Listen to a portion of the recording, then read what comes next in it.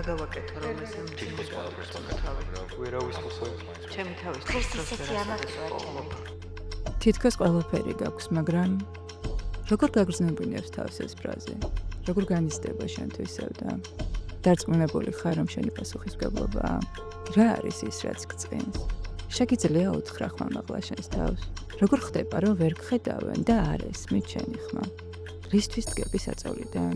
რა განცდაა შენთვის ბედნიერება? ყველა კითხვაზე პასუხს ერთად ვიპოვით.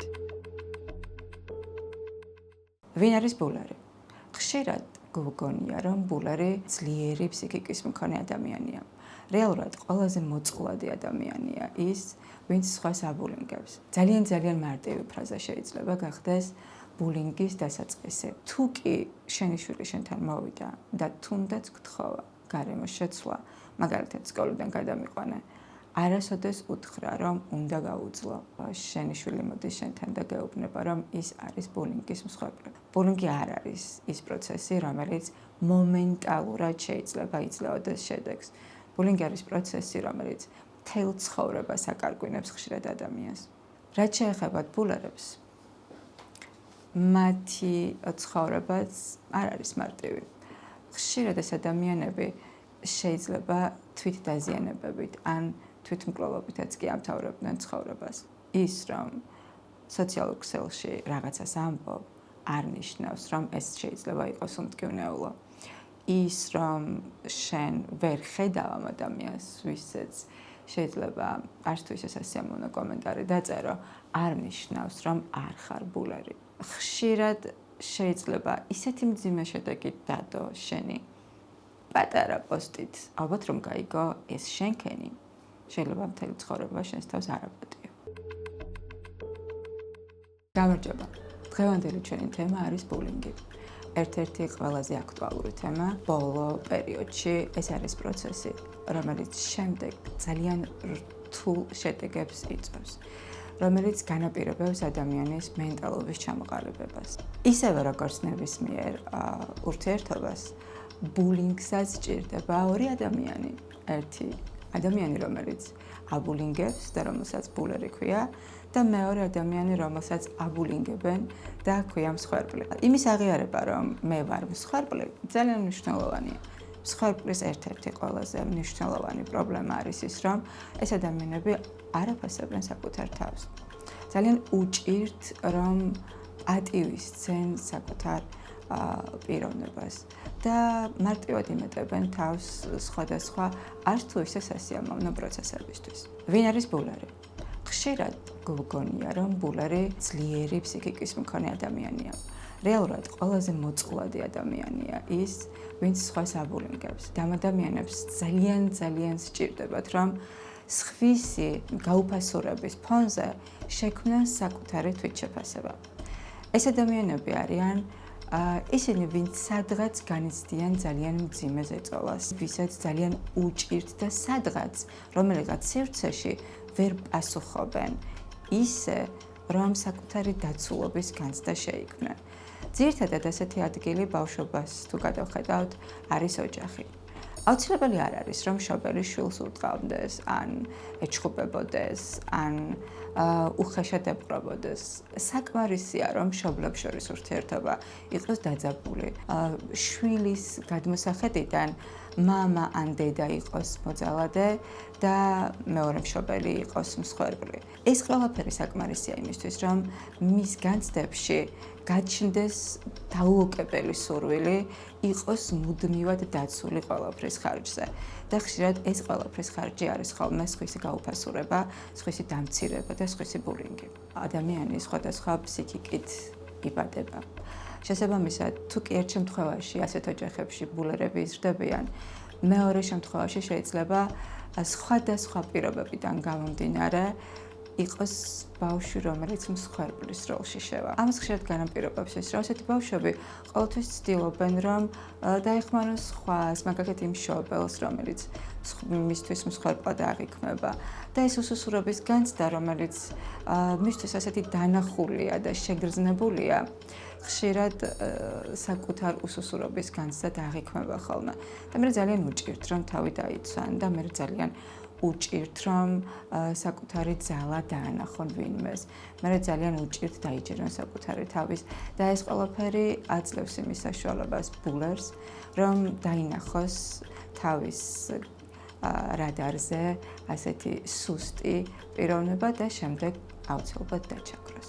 ძალიან მარტივი ფრაზა შეიძლება გახდეს ბულინგის დასაწყისი. არის ხოლმე ასეთი შემთხვევა, როდესაც განსაკუთრებით მასწავლებლები რაღაც ისეც ამბობენ რომელიმე მოსწავლის მიმართ, რაც შემდეგ სხვა მოსწავლეებისთვის რაღაცნაირად მწვანე შუქი ხდება, რომ ეს ბავშვი დაიჩაგროს და დაბულინგდეს.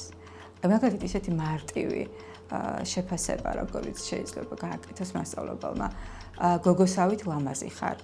ხო უწყინარია და არაფერს ნიშნავს, მაგრამ როცა ბიჭს ამას ეუბნები, ეს უკვე მწვანე შუქია დანარჩენი ბიჭებისთვის, რომ დააბულინგონ და მის ბიჭობაზე გააკეთონ ნეგატიური აქცენტი. ამას ვერ ითვალისწინებენ ზრდასრულები, არა მხოლოდ მასწავლებლები. მაგალითად, ძალიან მარტივი მოსაფერებელი ფრაზა, როგორი პუტკუჩა ხარ, მსგავსი ფრაზები, რომელიც ერთი შეხედვით ძალიან უწყინარია, მაგრამ რეალურად ხშირად ხდება ხოლმე, რომ ზუსტად ასეთი ფრაზების შედეგად ბავშვების თვითშეფასება ირღვევა და შემდეგ მარტივია, რომ ეს ადამიანები ისე ბულინგის მსხვერპლი გახდნენ.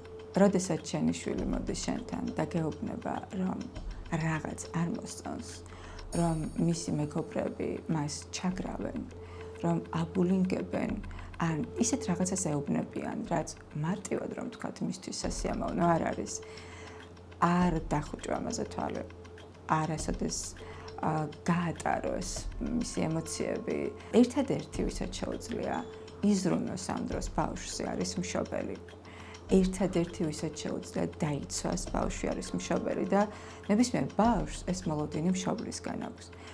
თუ კი შენი შვილი შენთან მოვიდა და თუნდაც გთხოვა გარემო შეცვლა, მაგალითად სკოლიდან გადამიყვანე, არასოდეს უთხრა რომ უნდა გაუძლო. არასოდეს უთხრა რომ ესე არ გამოვა და შენ უნდა შეეჩვიო. ეს არის ის ფრაზები, რომელიც მას მუდმივ უსუსურებაში ტოვებს. ვიღაცისთვის შეიძლება გაკაჟების მექანიზმები იყოს. ვიღაცისთვის კი მთელი ცხოვრების დაკარგვის. რა შეიძლება გააკეთო მაშინ, როდესაც შენი შვილი მოდის შენთან და გეუბნება, რომ ის არის ბულინგის მსხვერპლი. პირველი რაც გჭირდება არის გაიაზრო, რომ მას აუცილებლად ჭირდება პროფესიონალის დახმარება. აუცილებლად ჭირდება, რომ მიიღოს ის მხარდაჭერა და ის პროცესი გაითავისოს, რომელიც მის პიროვნებას ამოწევს, დაანახებს და შეძლებს შემდეგ დაცულობის განცდა თვითონ შეუქმნას საკუთარ თავს. სხვა შემთხვევაში ასეთი ადამიანები აგრძელებენ ცხოვრებას მუდმივად მსხვერპლის როლში. ესეთი ადამიანები უბრალოდ ვერ ახერხებენ, რომ დაძლიონ რაღაც, რაც მათ გამბედაობას მისცემს. ასეთი ადამიანები არიან ისინი, ვისაც ძალიან ბევრი შეუძლიათ, მაგრამ სადღაც შეიძლება ბალასტად იქცნენ და უბრალოდ ვერ მოახერხონ საკუთარი თავის რეალიზება. და ეს ძალიან დასანანია. ხშირად შევხვედრი ვარ ბავშვებს, რომლებიც მაგალითად სკოლაში იღებენ შენიშვნას იმის გამო, რომ არ გვანან სხვებს, არ არიან თანმიმდევრულები, არ არიან მშვიდები, ან პირიქით, ძალიან მშვიდები არიან და არ ერთვებიან პროცესში. და აი ამ დროს, როდესაც არ ხდება მათი აღქმა ნორმალურ ადამიანებად, ისინი ხშირად იკარგებიან როგორც პიროვნებები, რომლებმაც შეიძლება ძალიან ბევრი საინტერესო რაღაც შექმნან. ბულინგი არ არის ის პროცესი, რომელიც მომენტალურად შეიძლება იძლეოდეს შედეგს. ბულინგი არის პროცესი, რომელიც მთელ ცხოვრებას აკარგვინებს ხშირად ადამიანს. რაოდენიმე პარადოქსულიც არ უნდა იყოს, ხშირად მსხვერპლი შეიძლება მეორე უკიდურესობაში გადავიდეს და თავად გახდეს ბულერი. შესაძლებელია ადამიანებთან ვერ გაბედოს იგივე პროცესი, მაგრამ შეიძლება გახდეს ძალიან სასტიკი ცხოველებთან, მასზე უფრო სუსტებთან. და ეს რაღაცნაირად გარდაუვალი პროცესიც არის ხოლმე. იმიტომ რომ ყველას სჭირდება ის პასიური აგრესია, რომელიც ამ დროს გროვდება, სადღაც წაიღოს და მე უკვე ვინ იქნება მისი მსხვერპლი, ეს აბსოლუტურად გაურკვეველი შეიძლება იყოს.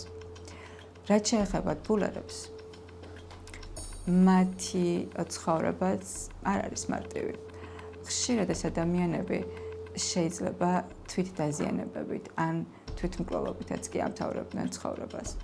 იმიტომ რომ ისინი მთელი ცხოვრება ცდილობენ დაიმკვიდრონ თავი აგრესიის საშუალებით და ძალიან რთულია რომ აგრესიით იცხოვრო დიდხანს და ბედნიერად. ხშირად როდესაც მშობელს ურეკავენ მაგალითად სკოლიდან და ეუბნებიან რომ შენი შვილი ვიღაცას ძალიან ცუდად მოექცა, დაჩაგრა, დააბულინგა. ყველაზე ხშირი რეაქცია ამ დროს არის ის, რომ იწყებენ საკუთარი შვილის დაცვას, წახალისებასაც კი საკუთარი შვილის. ეს არის ყველაზე დიდი შეცდომა. ამ ინფორმაციამ არ შეიძლება შეგაშინოს. ეს არ არის ინფორმაცია, სადაც გჭირდება, რომ თავდაცვაში გადახვიდე. ეს არის ინფორმაცია, რომელიც პირდაპირ გეუბნება, რომ შენ შვილს რაღაც ძალიან მძიმე ფსიქიკური მდგომარეობა აქვს და ის, რომ ვიღაცას აბულინგებს, არის რეალურად კივილი იმის, რომ შველა ჭირდება. და თუ კი ამას გაითვალისწინებ, ძალიან მნიშვნელოვანია, რომ უბრალოდ დაეხმარო და არ იყო ის, ვინც დაიცავს ამ მდგომარეობაში. არ ჭირდება დაცვა სხვასთან, მას ჭირდება დახმარება. დღევანდელ რეალობაში ერთ-ერთი ყველაზე გავრცელებული ბულინგის სახე არის კიბერბულინგი. ძალიან მარტივად წერენ კომენტარებს, სადაც შეურაცხყოფას აყენებენ ვიღაც მისთვის უცნობ ადამიანებს. ესენი არიან ადამიანები, რომლებიც დებენ პოსტებს ის, რომ სოციალურ ქსელში რაღაცას ამბობ, არ ნიშნავს, რომ ეს შეიძლება იყოს უმტკივნეულო.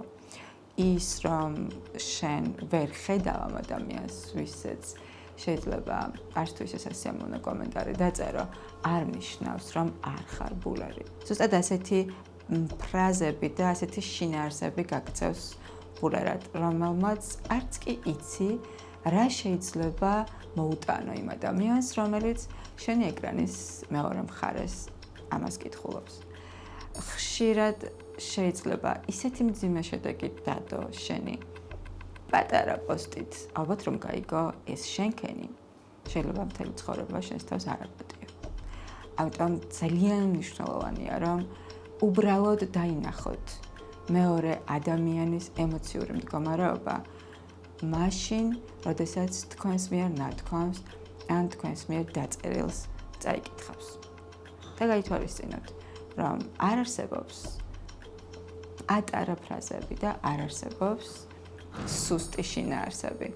ნებისმიერი ფრაზა შეიძლება იყოს ძალიან მტკივნეული, იმიტომ რომ ჩვენ ადამიანები ერთმანეთისგან ფსიქიკური მდგრადობით ძალიან განსხვავდებით. თუ კი შენი თავი ამოიცანი ბულერში ან მსხვერპლში, ერთი წუთით მაინც დაფიქრდი, როგორ შეიძლებოდა შენი ცხოვრება, რომ არ ყოფილიყო ეს როლი და რომ შეგეძლოს გათავისუფლდე ამ პროცესისგან. და თუ ამის სურვილი გაგიჩნდა, პირველი ნაბიჯი, რაც გჭირდება გადადგა, ეს არის მოიძიო პროფესიონალი, რომელიც დაგეხმარება, რომ შენი თავი იპოვო რეალურად ისეთი, როგორც დაკარგეს სადღაც ძალიან დიდი ხნის წინ, იმისთვის, რომ თვით დამკვიდრება შეგრძლებოდა.